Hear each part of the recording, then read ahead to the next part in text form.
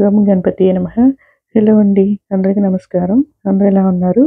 ఈ 2025లో అక్టోబర్ నెలలో దీపావళి పండుగ ఎప్పుడొచ్చింది?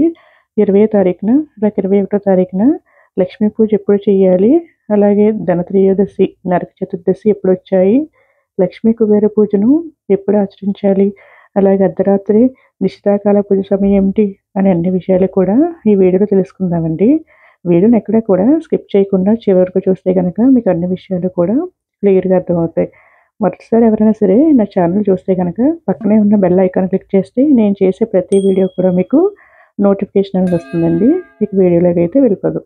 మన హిందూ సాంప్రదాయంలో అత్యంత ముఖ్యమైన పండుగల్లో దీపావళి పండుగ ఒకటండి.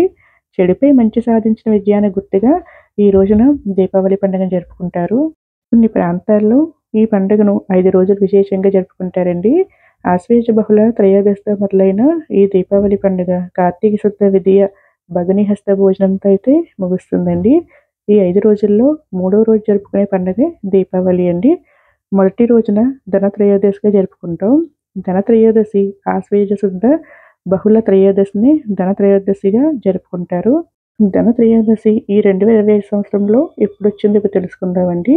త్రయోదశి అక్టోబర్ 18 శనివారం మధ్యాహ్నం 1:18 నుంచి ప్రారంభమై అక్టోబర్ 19 ఆదివారం మధ్యాహ్నం 1:30 వరకు అయితే ఈ త్రయోదశి తిథి ఉంటుందండి. మనం ఏ పూజ అయినా సరే సూర్యోదయానికి ఏ తిథి ఉంటుందో ఆ రోజు చేస్తామండి. కానీ లక్ష్మీ కుబేర పూజ సాయంత్రం త్రయోదశి ఉంది కాబట్టి అక్టోబర్ 18 శనివారం నాడే ఆచరించాలండి. ధనత్రయోదశి నాడు లక్ష్మీ పూజ చేస్తే గనక అష్టైశ్వర్యాలు ప్రాప్తిస్తాయండి. అనేక ఆర్థిక ఇబ్బందులు తొలగుతాయి. ఈ రోజున లక్ష్మీ కుబేర పూజను భక్తి శ్రద్ధలతో ఆచరిస్తూ ఉంటారండి.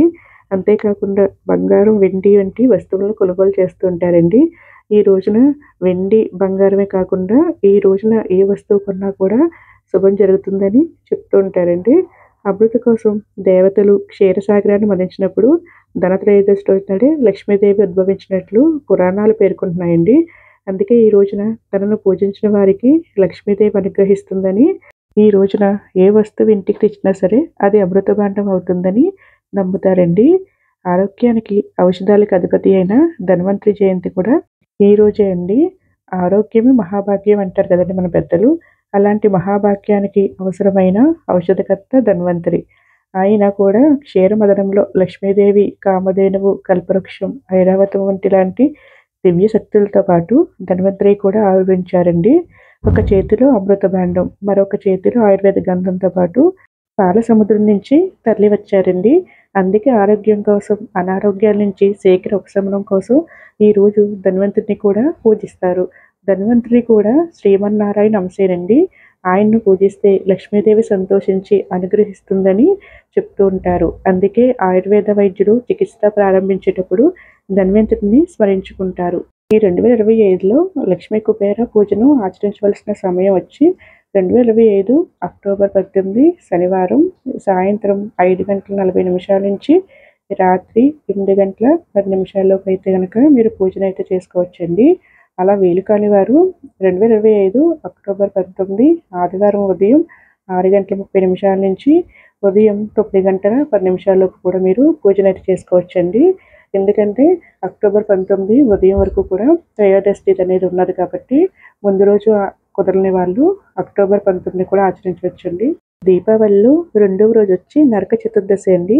శ్రీ మహావిష్ణువు కృష్ణుడిగా అవతరించి సత్యభామతో కలిసి నరకాసురుని వధించిన రోజు నాడే నరక చతుర్దశి అంటారు. 2025లో నరక చతుర్దశి ఎప్పుడు వచ్చిందో ఇప్పుడు తెలుసుకుందాం. నరక చతుర్దశి ఆశ్వేజ బహుళ చతుర్దశి రోజు నాడు జరుపుకోవాలండి. 2025 అక్టోబర్ 19 ఆదివారం మధ్యాహ్నం 1:39 నుంచి చతుర్దశి తిథి ప్రారంభమై అక్టోబర్ 20 సోమవారం మధ్యాహ్నం 2:38 అయితే కనుక ముగుస్తుందండి.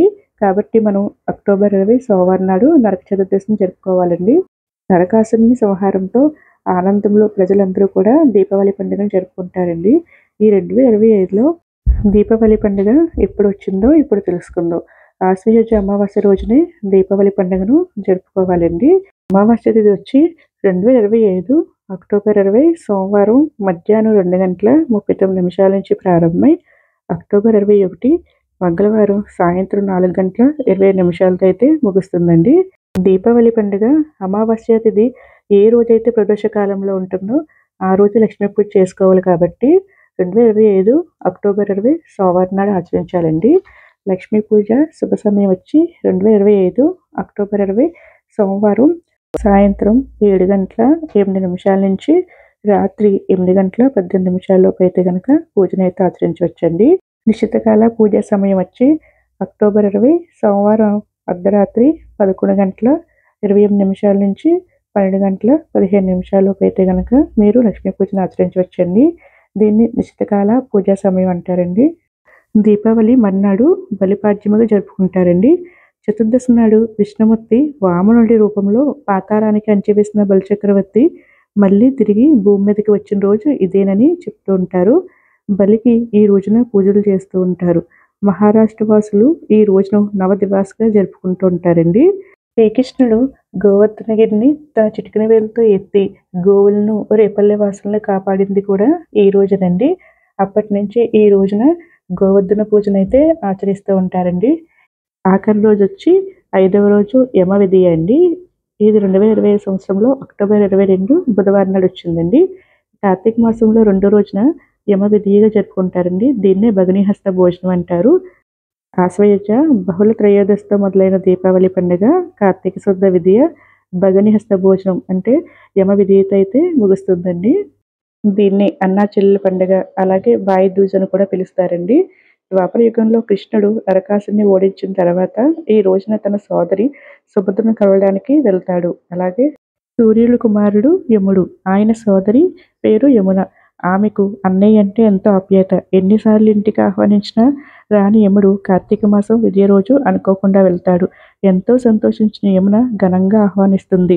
సంతోషించిన సోదరుడు యముడు ఏదైనా వరం కోరుకోమని చెప్పగా ప్రతి ఏటా కూడా ఇదే రోజున అంటే కార్తీక మాసంలో 2వ రోజున యమ విధియ రోజునాడు ఇంటికి విందుకు రావాలని కోరుకుంటుంది.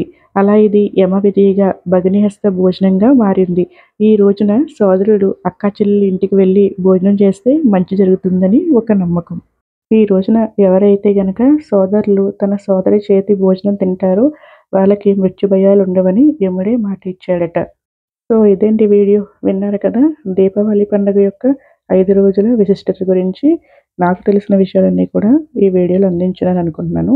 నా వీడియో నచ్చితే కనుక లైక్ చేయండి, షేర్ చేయండి, సబ్స్క్రైబ్ చేసుకోండి. మరొక మంచి వీడియోతో మళ్ళీ కలుద్దాం. సర్వే జన సుఖినో భవంతు. Thank you for watching.